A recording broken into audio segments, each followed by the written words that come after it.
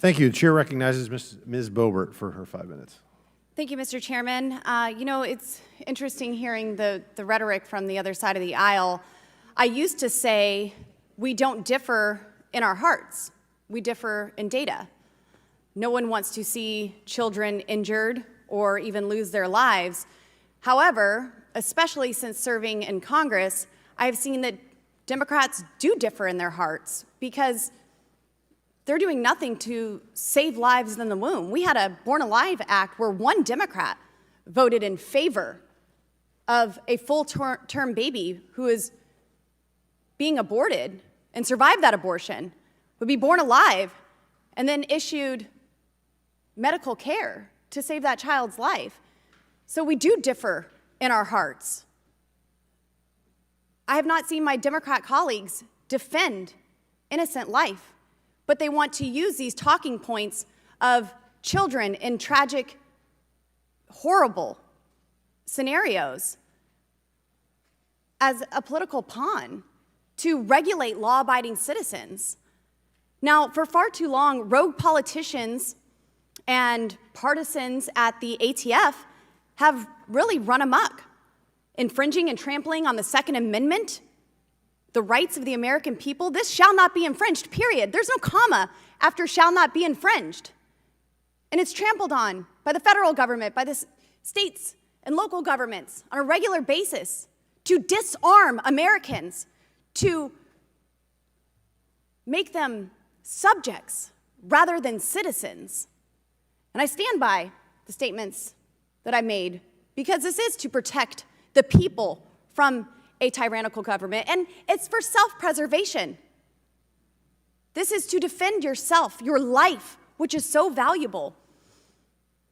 But anyone remember, since we are talking about the ATF, and Mr. Chairman, I actually second Mr. Gates's comments, I would love to have the ATF in here so we can actually question them on this rule. But do any of you remember Project Gunrunner and Operation Fast and Furious?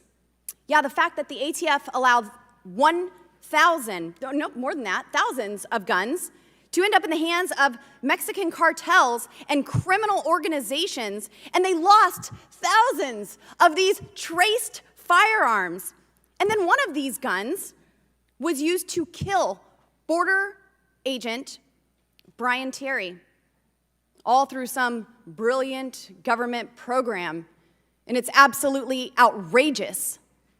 If you think the ATF is going to be successful in this, making millions of Americans felons through this rule that is an overreach of the separation of powers, you've heard it from the witnesses today who don't necessarily agree with my stance. Mr. Wilcox says that it's us that make the law.